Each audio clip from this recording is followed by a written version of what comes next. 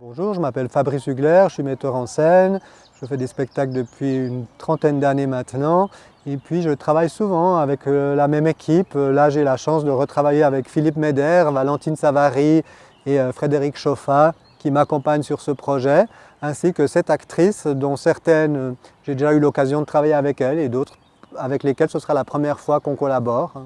Autoportrait en verre parle d'une femme qui passe chaque jour devant une ferme désolée en voiture, en compagnie de ses enfants qu'elle amène à l'école, et quelque chose l'intrigue. Elle a l'impression de voir une présence à côté d'un bananier. Et elle va rencontrer cette personne qui va devenir son amie. Sauf que cette personne est morte depuis une bonne dizaine d'années, ce qui n'empêche pas du tout la narratrice de revoir régulièrement cette femme et d'échanger avec elle.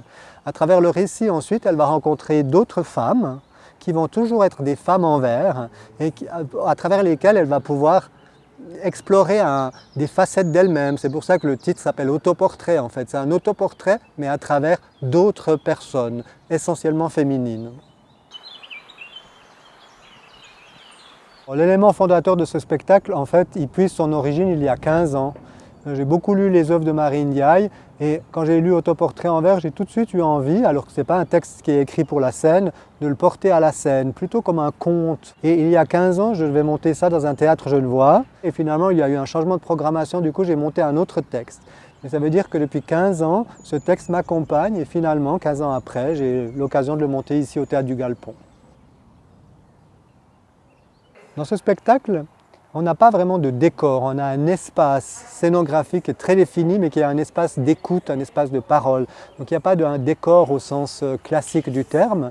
Donc l'espace sera très dessiné pour inviter les spectateurs et les comédiennes à être le plus proches les uns des autres pour que ce récit de l'intime puisse parvenir oui, comme des gros plans, des focus qu'on voit d'habitude plutôt au cinéma. Là, on aura l'occasion de voir les actrices de très très près. Dans ce spectacle, dans cet espace d'écoute, on va entendre un récit, un conte qui est d'abord formulé par une actrice, seule sur scène, et petit à petit, elle va être rejointe par une deuxième, troisième, jusqu'à 7 actrices. Mais ces 7 actrices incarnent une seule et même narratrice. C'est comme si moi, maintenant, j'étais en train de parler et que j'étais en train de vous dire des choses et que quelqu'un venait prendre ma place mais continuait ma pensée en fait.